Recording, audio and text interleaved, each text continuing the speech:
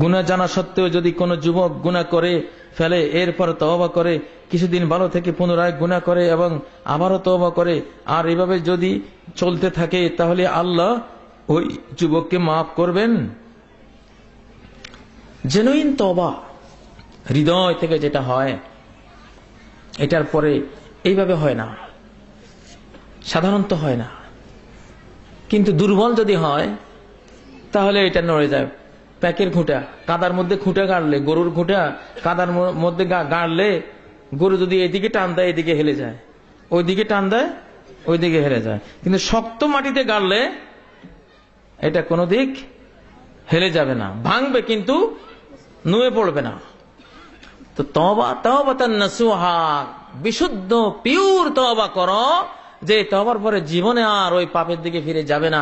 তওবার একটা পার্ট হলো ভবিষ্যতে আর কোনোদিন এই কাজ আমি করব না। আল্লাহর সাথে অঙ্গীকার, অতীতে করেছি আল্লাহ ক্ষমা করে দাও, ভবিষ্যতে আর কোনোদিন করবে না, তোমাকে ওয়াদা দিলাম।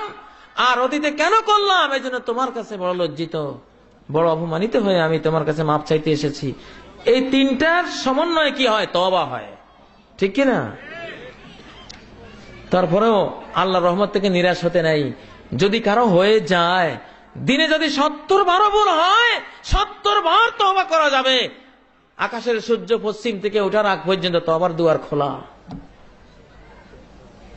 ইন্না তাওবাতা লা তানকাতি হাত্তা তাতলু আশ-শামসু মিন মাগরিবিহা, সূর্য পশ্চিম থেকে ওঠার আগ পর্যন্ত তওবার দুয়ার খোলা আছে। পশ্চিম থেকে উঠলে আর তওবা নেওয়া হবে না, নতুন কোন ইমানদারও আর গ্রহণ করা হবে না, নতুন কোন নামাজি আর ইনক্লুড করা হবে না, যা ছিল তাই থাকবে।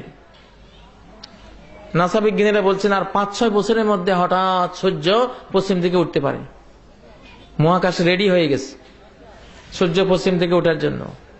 আল্লাহু আলাম, মূল জ্ঞান কার কাছে?